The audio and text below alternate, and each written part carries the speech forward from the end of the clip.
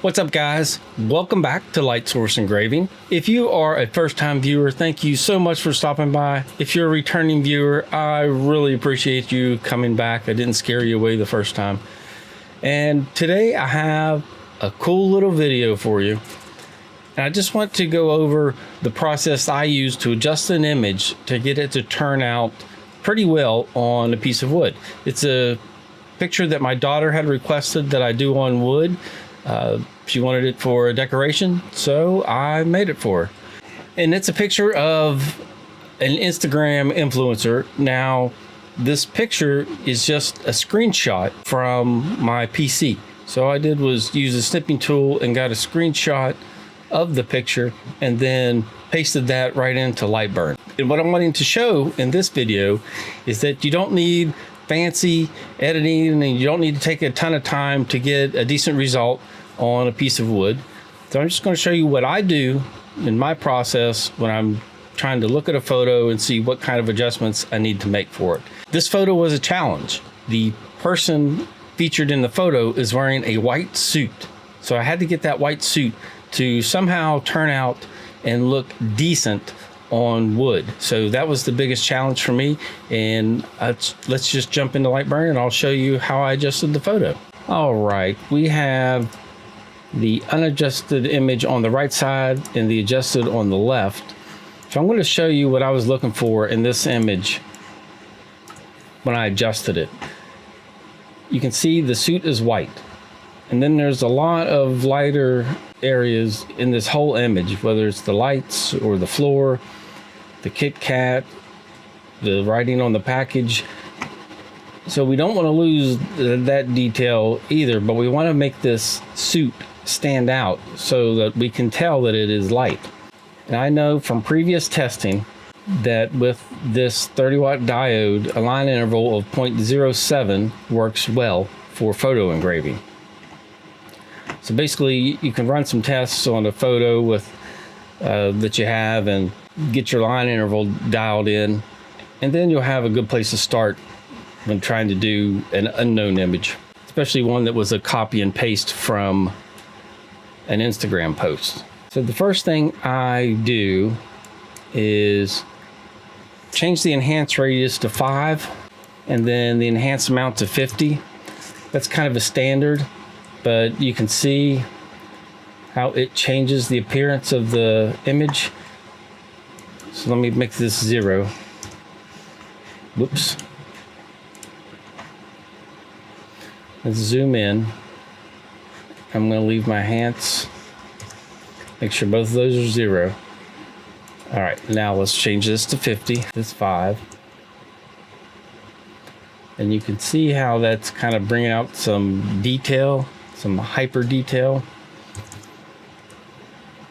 And then we want the enhance radius to be 50. There we can see it start bringing out some more detail. Now I want to create a little more separation between the dark and the light pixels. So what I'm going to do is lower my gamma to 0.9. So you'll see how that brightened the image up.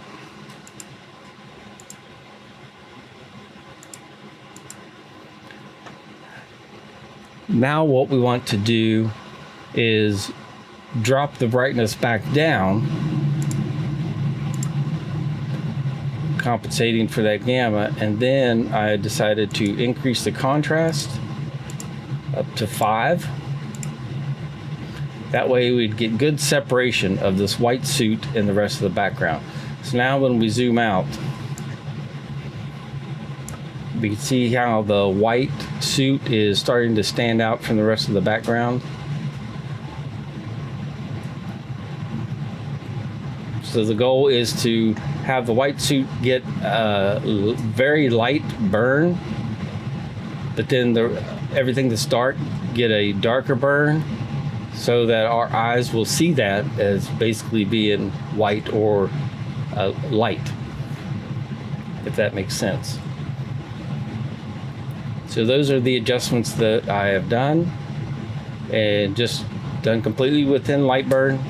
Atkinson is my preferred dither, so I always default to Atkinson unless I get a poor result, then I'll switch to something else, but I typically go with Atkinson. So if we were at our display, whatever is white is going to turn out the darkest, and that's what we want. And whatever's the darkest is going to be the lightest. So we do see we get some separation from that suit and the rest of the image. And at that point, done, then we're ready to run it.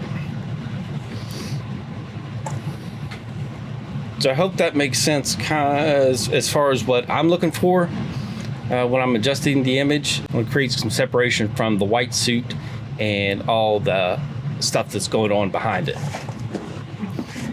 So let's just run it and see how it turns out.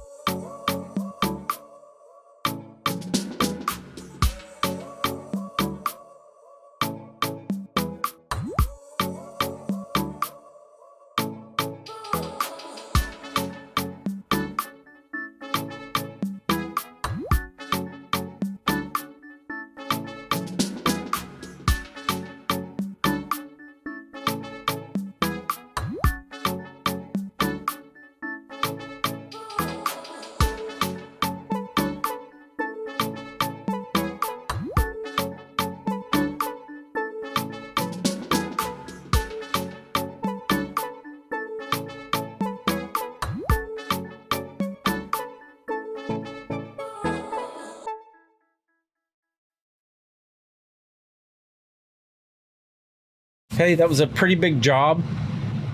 It took a while to run the image, but then the letters went really quick. And I want to show you how I did the letters, just so you can see that and maybe use it to help speed up your engravings. So let's jump right back into LightBurn just for a moment. The letters that I'm engraving that are on the vertical here are set on my black layer, and I have two sub layers. I have the first is a fill. Now the key thing that I made sure that was active, since we're running these vertically, is to fill shapes individually. That way you would just do each letter one at a time, so it'll travel, you know, up the one side and down the other. And that made it go much faster than having to traverse back and forth, back and forth, back and forth. So there was much less travel time between each letter and between the right and left side of the piece of wood. So fill shapes individually is what I'd set that on. So you can experiment, run the preview with fill shapes individually and all at once, and see which one gives you the quickest completion time in your preview. Now, enough of LightBurn. Here is the final result. And we do see that suit is standing out. It looks much lighter. The letters look nice and dark with a highlighted line around them. It cut out nice, and overall, I'm pretty happy with this.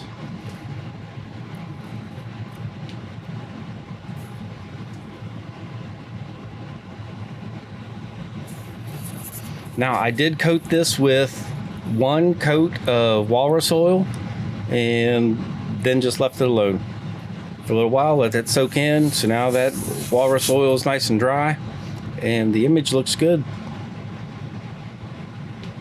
As long as my daughter's happy with it, I'm happy with it. I'm not saying this is perfect or the best result, but I'm pretty happy with it. I'm happy that you can see the suit, you can make out the person and the face, and that's the highlight of the image, and that's what's making me pleased with the outcome. But that's all I have for you today in this quick little video. Thank you for stopping by and watching and tuning in. I greatly appreciate it. Thank you to my patrons for helping support this channel. I greatly appreciate you all. I appreciate everyone who watches and likes and subscribe greatly. I greatly appreciate everyone. So thank you very much. And most importantly, everyone, have a great day, and I'll see you in the next one.